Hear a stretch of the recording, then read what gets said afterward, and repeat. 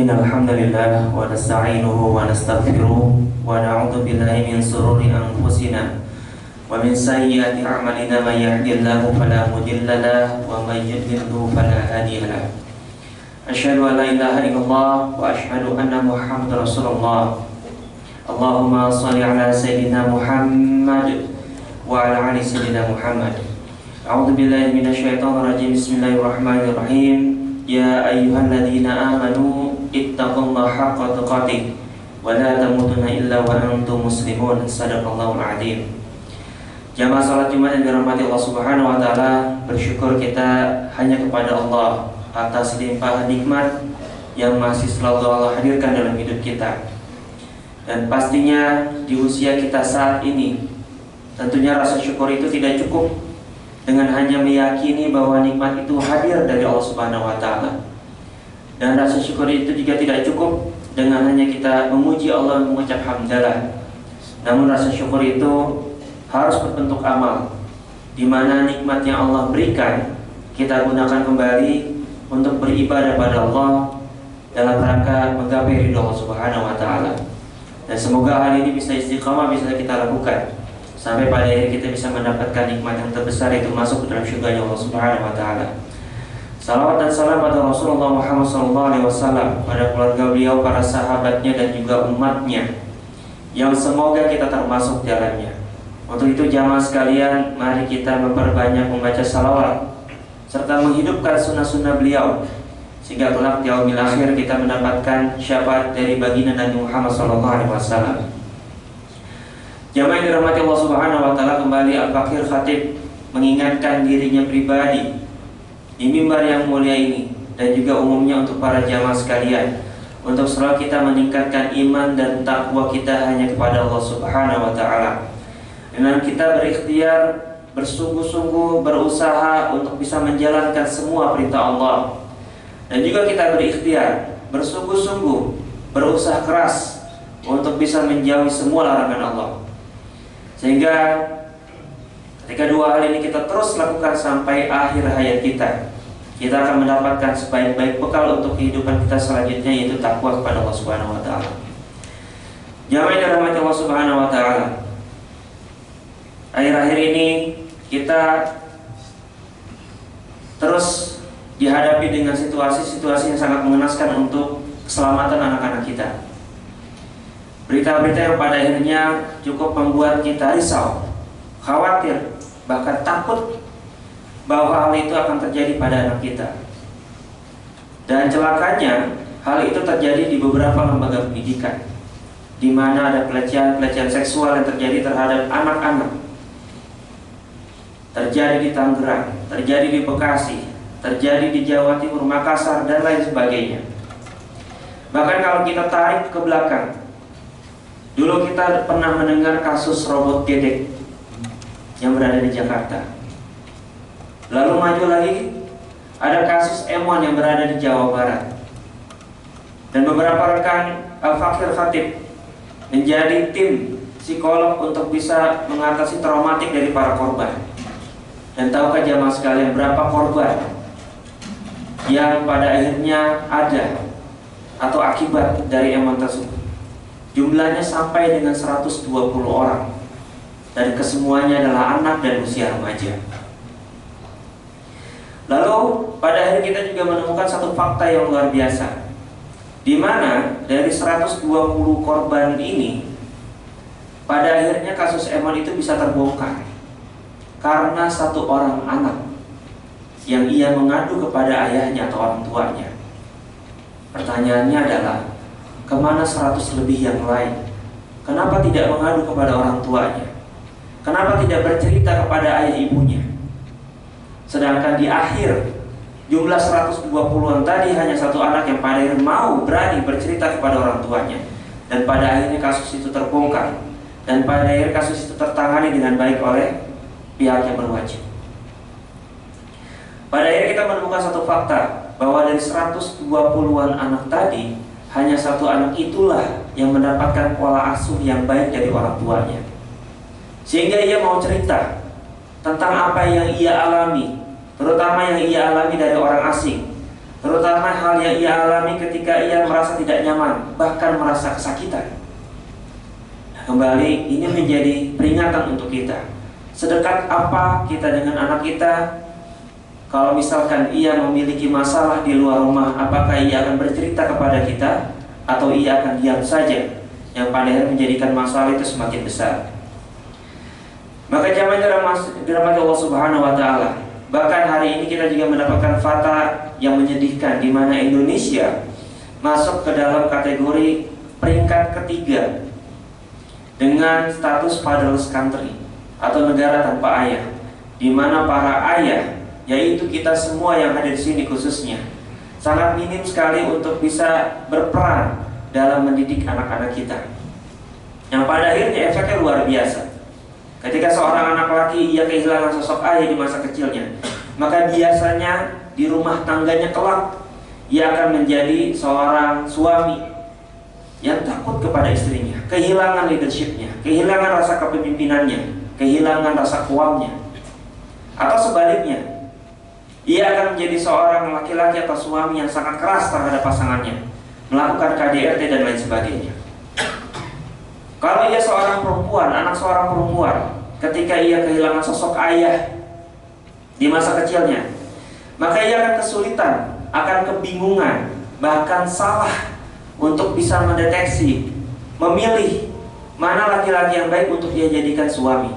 Maka tak heran ketika di Bandung ada seorang narapidana di dalam sel yang memiliki penghasilan sampai puluhan juta per minggunya, kurang lebih 40-40 juta seminggu, padahal ia seorang narapidana. Ketika ia berhasil menipu 300 wanita dengan akun sosial medianya, dengan jebakan-jebakannya, dan pada akhirnya para psikolog melaporkan bahwa 300 orang wanita ini, sebagian besar dari mereka adalah kehilangan sosok ayah. Dan ketika ia mendapatkan perhatian sedikit saja dari seorang laki-laki, secara langsung dia akan memberikan asumsi bahwa ini adalah laki-laki yang baik yang bisa menjadi pendamping hidup saya. Padahal bertemu saja belum, baru lewat sosial media saja. Makanya yang dirahmati Allah Subhanahu wa taala, mari kita kembali ingat perintah Allah. Wabil khusus di surat At-Tahrim ayat 6, Allah memerintahkan kita ku anfusakum wa ahlikum nara, bahwa Allah memerintahkan kepada kita untuk menjaga diri kita dan juga keluarga kita dari api neraka. Kita pastikan bahwa diri kita adalah orang-orang yang pada akhirnya benar-benar menjalankan perintah Allah, dan kita pastikan pasangan kita, wabil khusus anak-anak kita pun melakukan hal yang sama. Sebagaimana juga termaktub dalam surat Luqman, ketika Allah mencatat dalam Al-Quran, ketika Luqman memberikan pesan kepada anaknya, ya bunaya, wahai anak-anakku, janganlah kamu menyekutukan Allah, karena menyekutukan Allah tersebut adalah sebuah kezaliman yang begitu besar. Dan ini harus dalam bentuk amal, bukan hanya kita dengarkan dalam mimbar, dalam pengajian-pengajian dan lain sebagainya. Bahwa kita pastikan betul bahwa anak-anak kita adalah anak-anak yang mereka memiliki tauhid yang kuat. Mereka memiliki kedekatan yang kuat kepada Tuhannya, kepada Allah Subhanahu wa taala. Dengan kita pastikan bahwa ibadah sholat 5 waktu mereka khususnya terjaga dengan baik. Kita pantau betul setiap harinya. Bahkan ketika kita tidak ada di rumah, kita bisa pastikan bahwa anak-anak kita di sekolah, di rumah ketika kita tidak ada, mereka melaksanakan sholat 5 waktu khususnya dan ibadah-ibadah yang lainnya. Dan jamaah yang dirahmati Allah Subhanahu wa taala, Rasulullah juga pernah berpesan kepada kita bahwa seorang anak itu dilahirkan dalam keadaan fitrah, maka orang tuanya lah yang akan menjadikan ia Majusi, Nasrani atau bahkan Yahudi. Artinya di sini kita punya peran yang sangat penting sekali dalam mendidik anak kita, bahkan menjaga fitrah ketauhidan mereka. Maka tak heran Ali bin Abi Thalib dalam sebuah ungkapannya, dan bahkan saya meyakini betul bahwa ini adalah ilmu parenting paling tua yang pernah diungkapkan oleh Ali bin Abi Thalib, bahwa beliau menyampaikan dalam mendidik anak itu ada 3 fase. Fase pertama adalah usia 0 sampai dengan 7 tahun. Dan Ali bin Abi Thalib menyampaikan bahwa usia ini adalah anak dijadikan raja. Kita akomodir perasaannya, kita jaga perasaannya, kita buat ia selalu dalam keadaan ceria. Dan tentunya itu mendapatkan penuh kasih dan sayang dari orang tua. Ada seorang pengusaha besar yang ketika ia memiliki program untuk anaknya agar anaknya kelak menjadi orang sukses, ia menyekolahkan anaknya di luar negeri, khususnya di Inggris, ketika anaknya sudah mulai berusia atau kelas 3 SD. Dan setiap hari menelpon anaknya, diperhatikan. Tapi beberapa tahun kemudian, ketika anaknya semuanya sudah dewasa, sudah menikah, sudah menjadi pengusaha yang sukses, bahkan memegang perusahaan-perusahaan dari si orang tua tadi, dari si bapak tadi, ternyata si bapak ini, si ayah ini akhirnya harus konsultasi ke seorang psikolog. Kenapa? Karena ketika ia menelpon anaknya, semua anaknya menjawab sedang sibuk. Dan ia bingung. Dulu saya perhatikan, kenapa saya minta perhatian dari mereka tidak diberikan? Dan ternyata adalah kurang sentuhan dari seorang ayah. Jaraknya begitu jauh, hanya mendengar suara saja. Maka Rasulullah bahkan memberikan sunnah kepada kita. Ketika kita bertemu dengan seorang anak kecil, usaplah kepalanya. Dan dalam dunia psikologi ini sangat bermakna sekali, bahwa sentuhan orang tua, khususnya orang dewasa kepada anak, wabil khusus di kepala atau di umpun-umpun itu bisa membuat sebuah memori yang menyenangkan bagi mereka, dan akan menimbulkan rasa kasih sayang dan cinta bagi orang tuanya. Dan jamaah dirahmati Allah Subhanahu wa Ta'ala, 0 sampai 7 tahun kita perlu berikan sepenuhnya kasih dan sayang kita kepada anak kita. Lalu di usia selanjutnya 8 sampai dengan 14 tahun, Ali bin Abi Thalib menyampaikan bahwa di fase ini anak dijadikan tawanan perang. Dan tawanan perang ini maksud bukan tawanan perang yang kita lihat dalam film-film, tapi tawanan perang yang kita lihat dari Hamas ketika ia memperlakukan tawanan perangnya, yaitu warga Israel, warga Yahudi, dengan begitu sangat baik. Tetap diberi makan, tetap diperhatikan, bahkan tetap diberikan kasih sayang. Tapi ada aturan-aturan ketat yang pada akhirnya diperlakukan di situ. Dan anak kita kita berikan kasih sayang, kita tetap berikan cinta, perhatian, dan lain sebagainya. Namun di usia menjelang remaja tadi, Rasulullah menyampaikan bahwa kalau anak kita tidak mau sholat di usia dia di 10 tahun, maka pukullah dia, maka ambillah kenyamanannya. Kalau hari ini ambillah gadgetnya, berikan ia konsekuensi yang pada akhirnya untuk bisa dia tidak nyaman, untuk tidak lagi melakukan hal-hal yang tadi melanggar tersebut. Maka peraturan harus diterapkan di usia 8 sampai dengan 14 tahun. Dan fase yang terakhir adalah fase 15 sampai pada akhirnya ia menikah atau bisa hidup mandiri. Fase ini adalah seorang orang tua atau seorang ayah khususnya, ia bisa menjadi sahabat, teman cerita bagi anaknya. Namun jamaah yang dirahmati Allah Subhanahu wa Ta'ala, fase ketiga ini akan tidak bisa didapatkan kalau fase yang pertama, fase yang kedua tidak dilakukan dengan baik oleh orang tua atau ayahnya. Tidak mungkin anaknya serta-merta akan bercerita begitu saja tentang kehidupan ia di luar rumah, ketika di fase pertama ia tidak mendapatkan kasih sayang. Ketika di fase kedua tidak ada aturan yang pada akhirnya menjadikan ia anak yang disiplin. Dan saat itulah kita kehilangan anak kita sesungguhnya. Maka jamaah yang dirahmati Allah Subhanahu wa Ta'ala, mari kita perhatikan kembali bagaimana tugas, amanah kita, kewajiban kita sebagai orang tua, sebagai ayah, di mana hari ini tantangan zaman mereka begitu luar biasa. Bahkan terakhir Al-Khatib baru saja Selasa kemarin menerima konseling dari seorang ayah yang memiliki anak kelas 7 SMP. Ketika ia senang bermain game, lalu ternyata efeknya adalah ia mendapatkan WA atau WhatsApp dari anaknya, memiliki grup-grup yang pada akhirnya grup itu grup-grup dewasa. Dan dia tertangkap tangan melihat sesuatu itu di dalam kelas ketika pembelajaran, proses belajar. Dan ini luar biasa. Dan bahkan kalau kita lihat keburukan yang terjadi pada anak-anak kita sekarang sifatnya masif, karena mereka sifatnya seragam. Karena apa? Karena memang pada akhirnya mereka mendapatkan source atau sumber yang sama, informasi yang sama. Dan jamaah yang dirahmati Allah Subhanahu wa Ta'ala, terakhir bahwa ada sebuah ungkapan, jika orang tua tidak punya waktu untuk mendidik anak-anaknya, maka di luar sana banyak orang yang memiliki waktu banyak untuk bisa merusak anak-anak kita.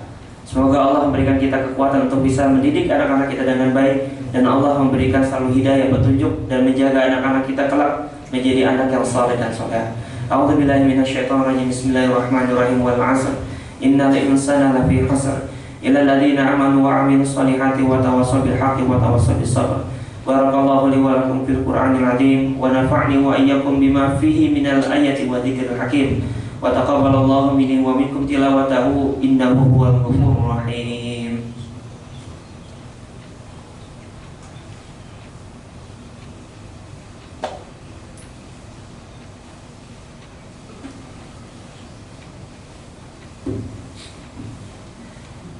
Alhamdulillahilladzi arsala rasulahu bil huda wa dinil haq liyudhhirahu 'ala dini kullihi wa kafaa billahi shahida. Asyhadu an la ilaha illallah wa asyhadu anna Muhammadar Rasulullah.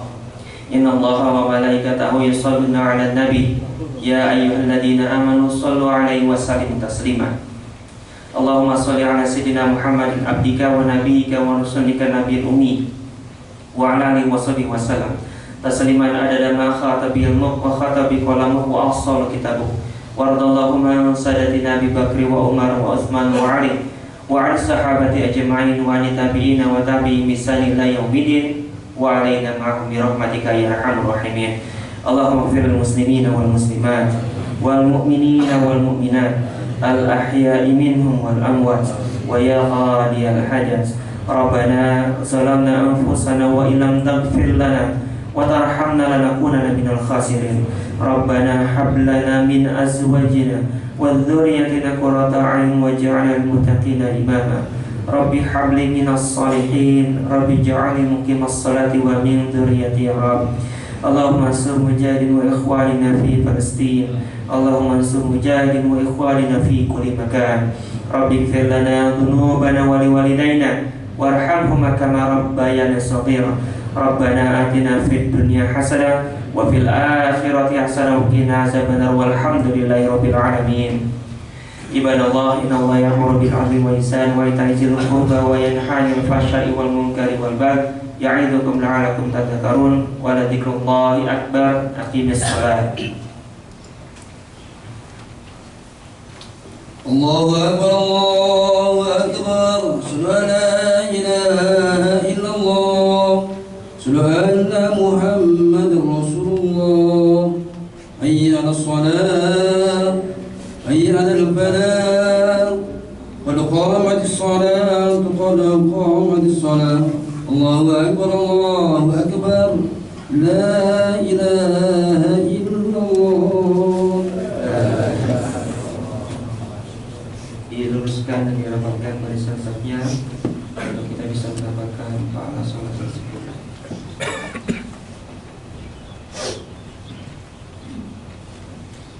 Allahu akbar.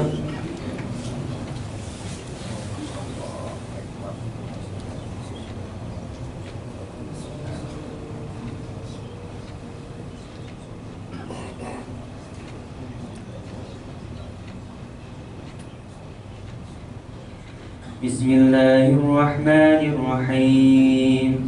Alhamdulillahi rabbil alamin. Ar-Rahmanir-Rahim. Maliki yaumiddin. Iyyaka na'budu wa iyyaka nasta'in. Ihdinas siratal mustaqim. Siratal ladzina an'amta 'alaihim ghairil maghdubi 'alaihim waladdallin.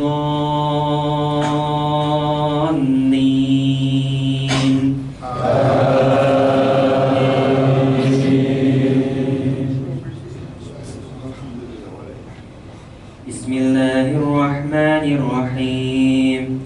Wadduha wal-laili idza saja. Ma wadda'aka rabbuka wa ma qala. Walal akhiratu khairul laka minal ula. Walasawfa yu'tika rabbuka fatarda. Alam yajidka yatiman fa'awa. Wa wajadaka dhallan fahada. Wa wajadaka 'ailan fa'agna. Fa'ammal yatima fala takhar. وأما السائل فلا تنهر وأما بنعمة ربك فحدث. الله أكبر.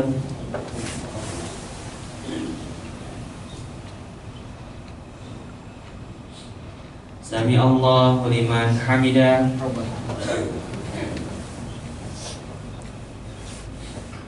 الله أكبر.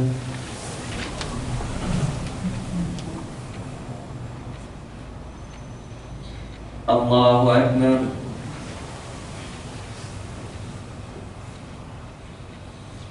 الله أكبر.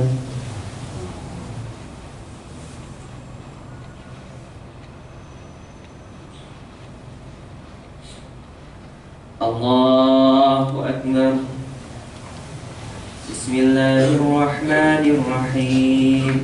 الحمد لله رب العالمين الرحمن الرحيم مالك يوم الدين إياك نعبد وإياك نستعين اهدنا الصراط المستقيم صراط الذين أنعمت عليهم غير المغضوب عليهم ولا الضالين.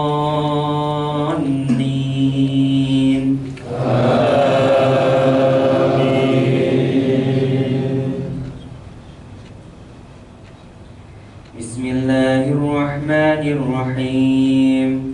ألم تر كيف فعل ربك بأصحاب الفيل ألم يجعل كيدهم في تضليل وأرسل عليهم طيرا أبابيل ترميهم بحجارة من سجيل فجعلهم كعصف مأكول. الله أكبر.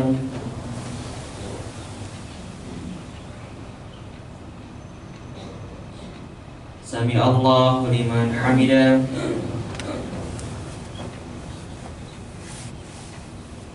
الله أكبر.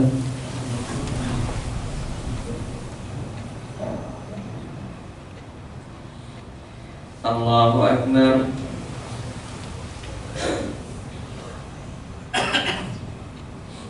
الله أكبر.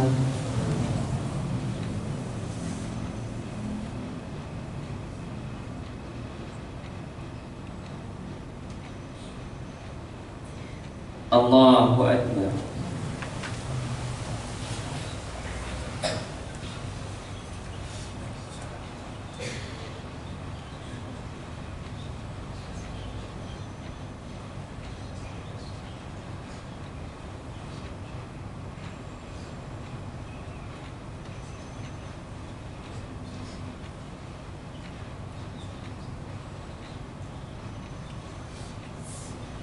Assalamualaikum warahmatullahi.